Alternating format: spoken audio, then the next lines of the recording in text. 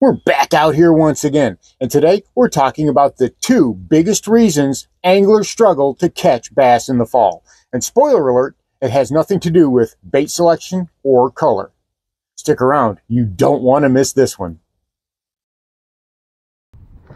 Got him. Ooh, that's a good one. That's a good one, kids.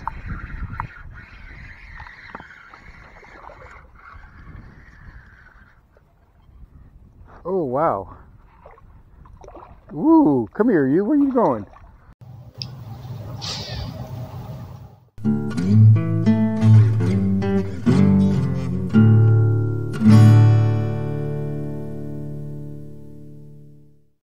And here is this video's featured comment. Congratulations! If you would like to have a chance to have your comment featured in an upcoming video, all you've got to do is leave a comment. And now, on with the video.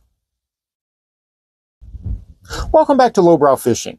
And for me, fishing in the fall is my favorite time of year, even over the pre-spawn and the spawn. And while you can catch some nice fish during those times, catch some real big girls, especially during the spawn, the window of opportunity is just so small. During the fall, you have much more time as it goes from September to October, and in my area, even into November and December, as those bass are feeding up for the winter. The bite can be very good, and you can catch some really nice fish. But a lot of anglers really continue to struggle all through the fall. And they think it's because they've got the wrong color bait or the wrong bait selection. And, you know, we as YouTube anglers, we like to do the bait videos. They're easy to do, they get a lot of clicks, but they're not really the videos you need to be paying attention to. The videos you need to be paying attention to are, where are those bass? How can you find those bass? And when are they going to be more active? And that's kind of what we're talking about today. But before we get started, I want to thank everyone for going over to my jig store at diamondbackbaits.myshopify.com. Link's going to be in the description and in the pinned comments. You guys have really overwhelmed me with the amount of support that you've shown. I cannot thank you enough. You know, we've got guys like this here, this little jig right here. This is one of my football jigs that I'm selling over there at the shop. This is a sun drop color. You can see it's got that recessed line tie. It's got a wire guard for your bait keeper. It's got a really stout jig and a laser sharp stout hook. These things are great. I love using them myself. And if you want to see that and the other jigs that we have, hop on over there. Thank you guys so much for the continued support. But when we're talking about fall fishing, a lot of times we talk about baits. YouTube anglers talking about best baits for September, October, November, best baits for the fall, for the late fall. And those are easy videos to do. But the ones you need to be talking about are, where are the bass during the fall? Where are they located? And when is their bite window? And bite window is something that seems so mystical, right? Something we always try to see if we can divine out. We look at moon charts, we look at lake charts, and it's not that hard. It's not that complicated. But the first thing we want to talk about is, where are those bass? And as that water gets cold, those bass are going to be heading up shallow. Nearly the entire population in your fishery is going to be heading for more shallow water. They're going to be looking for places that get sun early in the morning. Whenever that sun first hits the water, that's where the bass are going to be. You know, in the summertime, we talk about look for the shade, find those shade lines. But in the fall and in the winter, we're looking for the shade lines so we can avoid them. We want to find where that sun is. We're looking for shallow water that is opened to the sun. Those are going to be your great places to start early in the morning all the way up until the afternoon. But because of how low the sun is in the sky, pay attention. Pay attention to how those shadows come across the lake, because I guarantee you those bass 100% are definitely following those shade lines. They're trying to stay in that warmer water, because as that water gets colder, bass are cold-blooded, they need that warmth. And another thing that the bass are relying on is they're moving more towards cover and structure that absorbs those sun rays. You've heard me talk about it for years. If you've got big chunk rock, if you've got slabs of concrete in your water, if you've got anything that can absorb those sun rays, especially in shallower water, it will continue to radiate that heat out into the water all day long. And you will get clouds of bass and bait fish and everything hovering around those. You'd be surprised at just exactly how many fish congregate in those areas. So those are the places that we really want to start looking for whenever we head out to the lake. So when I head out to the lake, first thing I want to look for is those places that the sun has been there early in the morning.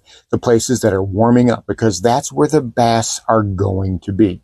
Now, the other day, the wife and I, when we head out to the big lake, that's exactly what we were looking for.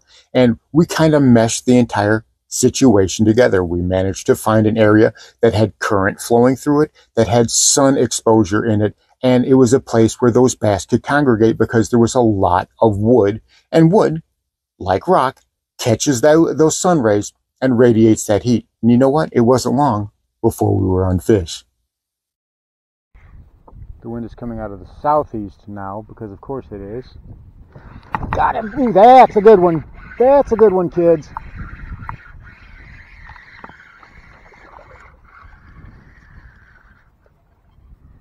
Oh, wow. Ooh, come here, you. Where are you going? He's a feisty little dude, isn't he? He's not bad, not bad. Gets the skunk out of the boat. He almost ripped my arm out of my hand. Boy, my wrist is sore how hard he hit it. Feel him, how chilly he is. Oh, yeah. Oops. 3/4 of a pound. Gets the skunk out of the boat. Way to go, Waco rig. All right. So we were able to catch fish within the first few minutes. We pulled some nice fish out of that area, and then the bites seemed to drop off. It seemed like there was nothing there. So we decided to move on, which is what you need to do. Now, this is what I'm talking about when I'm referring more to bite window. When people think of bite window, they're thinking of moon phases. They're thinking of, water temperature and things like that. It's not that complicated, especially in the fall.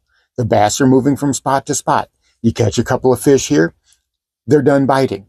Go someplace else. And chances are you'll be able to catch more fish off of that spot if you come back later. When I'm talking about a bite window, I'm talking about windows of opportunity. When you can use those opportunities to maximize the bites that you're getting. You've already found the spot that they are. And chances are there's going to be some bass that are biting in that area. And once you pull a few out of that area, well, there's going to be more bass in that area who probably aren't ready to bite. Or they're more areas that need to repopulate or what have you, like we've talked about many times in the fall. So I'm going to move on. I'm not worried about moon phases. Trust me. The only time you really need to worry about whether it's a full moon or not are under very specific conditions, right? You say, well, those bass are feeding up at night. When the full moon, they're all feeding up at night, so there's not any point in going during the day. And you say, well, really? Really, are they doing that? Did you have clear skies and crystal clear water that those bass could use to help them hunt at night? If you didn't, then it's not going to be like any other night. The bass are using their lateral lines and their vibrations that they can feel in the water and their scent. Bass are sight feeders during the day and in clear water, sure, but they've got other senses that they use just as well.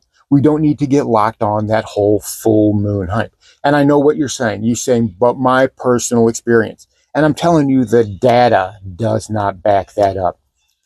The full moon may play sometimes if the water's really clear and you've got perfectly clear skies. The bass may feed up a little bit more at night. But in general, it's not a big a player as what's happening on the lake right now, what those conditions are right now. And that's what you need to be focused on.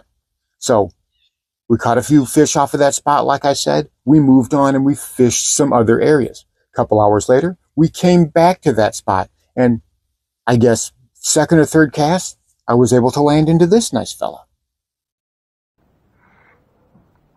Ooh, there we go. Whoa, that's a bigger one.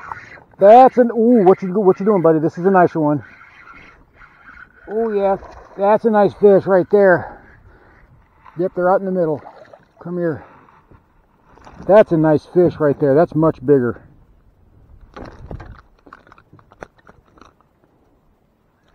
Right out there to your left.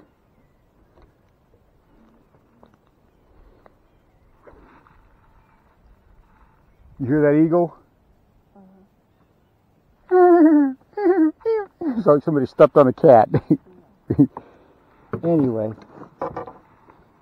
that one right there is £1.25 on the watermelon red flake. If you don't get anything on that, we're going to switch you out to a green pumpkin or something. Beautiful fish right there. He hit it really good. Nice. Awesome fish. All right, let's go get another one. Whoop, there he goes. So just like I was talking about, when we're talking about bite windows, we're talking more of a fluid situation. Sure, there's times on the lake when bass are going to be feeding as opposed to when they're going to be toned down a little bit. But there are always bass on your fishery that are willing to bite your bait.